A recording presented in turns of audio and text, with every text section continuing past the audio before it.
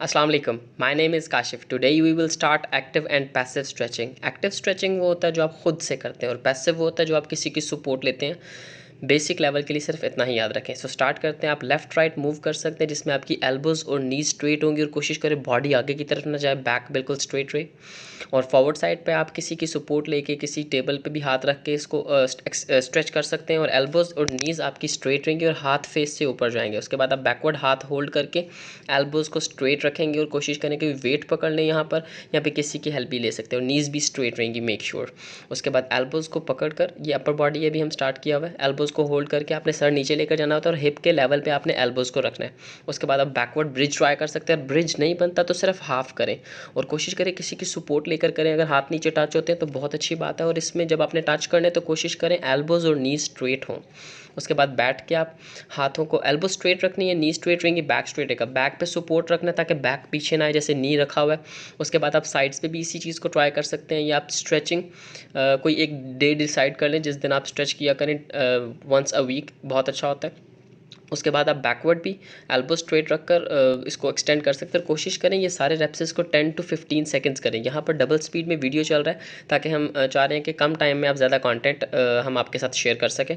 उसके बाद left right आप किसी की सपोर्ट लेके कंधे पे हाथ रखना होता है और दूसरे हाथ को एक्सटेंड करना है और कोशिश करें कि दोनों का कोऑर्डिनेशन बहुत अच्छा होना चाहिए। जैसे ही आपका पार्टनर बोल रहा है कि रोक दो या रुक जाओ तो आपने उसको भी फॉलो करना होता है। उसके बाद आप बटरफ्लाई होल्ड करके अपना सर टच कर सकते हैं जितना हो सकता है और कोशिश करें कि कोऑर्डिनेशन के साथ आप चीज़ों का रिस्पॉन्स करें और अगर ज़्यादा पेन हो रहा है तो आप ज़मीन पर टैप भी कर सकते हैं लाइक दैट, ताकि सामने वाला फील करे कि आपको ज़्यादा पेन हो रहा है। उसके बाद वो वापस से रिलीज़ कर दे और रिलीज़ करने का भी तरीका होता है कि आप स्लो स्लो रिलीज़ करें। फिर आप फॉरवर्ड साइड टच कर सकते हैं टोज़ को जितना भी हो सकता है और कोशिश करें कि 10 to 15 सेकंड्स। ये मैं बार बार इसलिए बता रहा हूँ क्योंकि कई बार आइडिया नहीं रहता और यहाँ पर भी वीडियो स्पीड में चल रहा है इसीलिए। उसके बाद हाफ बटरफ्लाई, यानी एक लेग स्ट्रेट होगा दूसरा बेंड होगा और आप ऑपोजिट हैंड से, अगर राइट लेग है तो लेफ्ट हैंड से और अगर लेफ्ट हैंड है तो राइट लेग्स को आप टच कर सकते हैं दोनों साइडों पे। उसके बाद सामने की तरफ बैठकर आप अपने ओपोनेंट के हाथ एल्बोज स्ट्रेट रख के अपनी तरफ पुश कर सकते हैं और पुल भी कर सकते हैं, डिपेंड करता है आप कौन सी एक्टिविटी परफॉर्म कर रहे हैं। इससे भी आपकी बैक की स्ट्रेचिंग ज़्यादा हो जाती है और अगर आपके बैक में पेन है तो कोशिश करें इतना इंटेंस वर्कआउट ना करें या बैक में जिस पे वेट पड़ता है वो ना करें।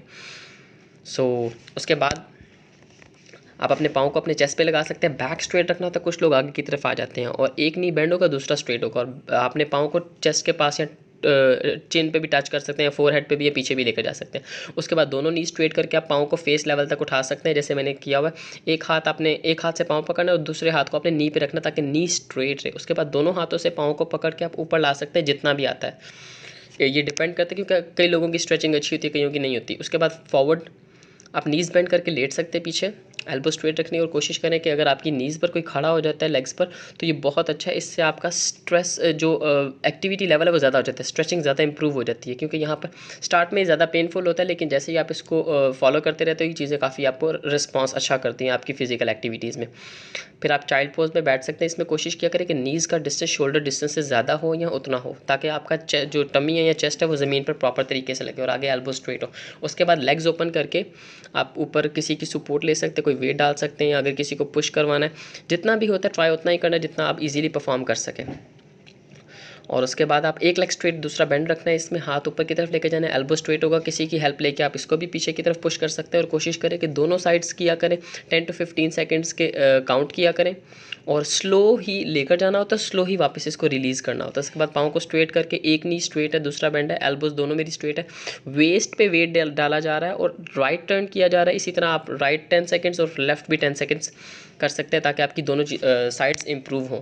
जो मार्शल आर्ट्स करते हैं, कोई ऐसी एक्टिविटी करते हैं जिसमें ज़्यादा स्ट्रेचिंग रिक्वायर होता है तो उसमें भी आप ये एक्टिविटीज़ को परफॉर्म कर सकते हैं। इसके अलावा भी आप अपनी लाइफ में अगर स्ट्रेचिंग करते हैं तो आपकी जो जितनी भी डेली की रूटीन है उसमें आपकी जो मूवमेंट और मोबिलिटी है वो बहुत अच्छी हो जाती है, आपकी चीज़ें ज़्यादा अच्छे तरीके से परफॉर्म होती हैं। इसमें भी आपने लेग्स ओपन करके दोनों नीज़ को स्ट्रेट रखना है और दोनों हाथों से एक पाँव को पकड़ना है, सपोज राइट को या लेफ्ट को जिसको मर्जी। उसके बाद आप लेट के दोनों लेग स्ट्रेट रखनी है, एक पाँव पर मेरा वेट है और उस दूसरे पाँव को मैं खुद नीचे की तरफ स्ट्रेच कर रहा हूँ। इसी तरह फिर मैंने ऑपोजिट साइड ट्राई कर रहा हूँ। कि एक पाँव पे वेट डाल दिया, दूसरे को मैं नीचे की तरफ स्ट्रेच कर रहा हूँ।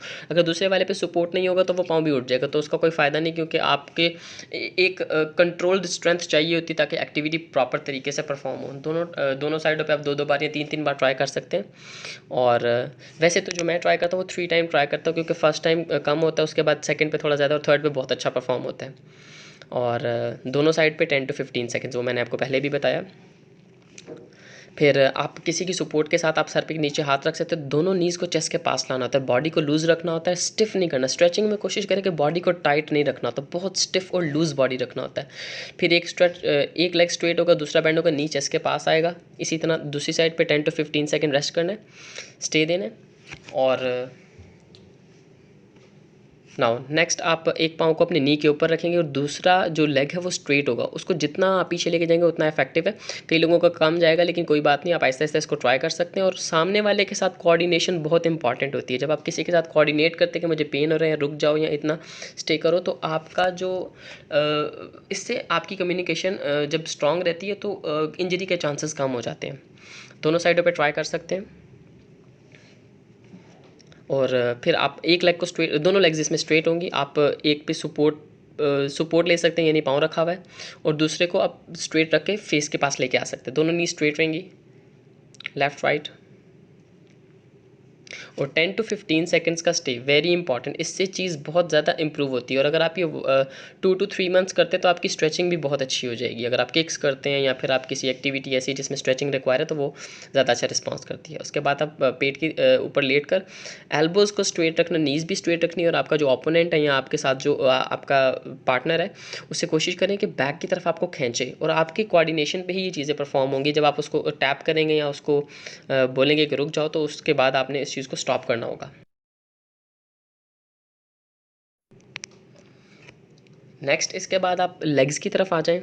दोनों नी स्ट्रेट रहेंगी, जितना पीछे आएगा उतना अच्छा है। स्टार्ट में ये चीज़ें इतनी अच्छी परफॉर्म नहीं होंगी, कोशिश करें कि इसको कम करें जितना भी हो सकता है, लेकिन कोशिश करें इसको ट्राई किया करें। इससे आपकी बैक की स्ट्रेंथ ज़्यादा हो जाती है, कंट्रोल्ड एक्टिविटीज़ परफॉर्म होती हैं। फिर दोनों नीज बेंड करके आप वेट डाल सकते हैं, टोज़ के ऊपर भी वेट डाल सकते हैं। अगर टो स्ट्रॉन्ग नहीं है तो आप एंकल को होल्ड कर सकते हैं, लेकिन कोशिश करनी चाहिए कि एंकल को होल्ड करना चाहिए। लेकिन मैंने यहाँ पे टो को किया हुआ है, क्योंकि हम किक्स करते हैं तो हमारे पाँव की शेप इस तरह की होनी चाहिए, तो इसीलिए हम इस तरह ट्राई करते हैं। और दोनों साइडों पे एक पाँव को आपने कोशिश करना है एंकल को नी के मिड में रख के प्रेस करें। इससे भी आपका काफ़ी जो लेग्स में पेन होती है कई बार वो आपका रिलीज़ हो जाता है, आपका मसल रिलैक्स हो जाता है। फिर पिजन पोस्चर में आके आप एक लेग को स्ट्रेट कर सकते हैं और दूसरा नी जो है वो सामने की तरफ आ जाएगा, जैसे आप मुझे देख रहे हैं। और सपोर्ट के साथ आप पीछे जितना जा सकते हैं अपने ओपोनेंट या पार्टनर के साथ, और उसको जितना लेकर जाएंगे उतना ही आपके लिए बेनिफिट होगा।